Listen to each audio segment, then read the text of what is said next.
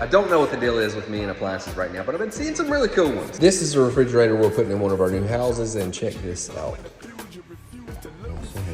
See, you put your hand right here and it pops the seal, which is kind of cool.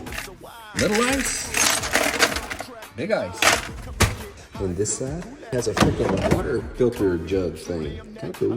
Then if you want to fill your cup up, you fill it up right there. I guess that's the filter. That's a pretty convenient spot for it. And all around cooling. The question is what's going to be next? This is getting ludicrous. They do have TVs on them sometimes, which is kind of weird. Why do you need a TV in a freaking refrigerator?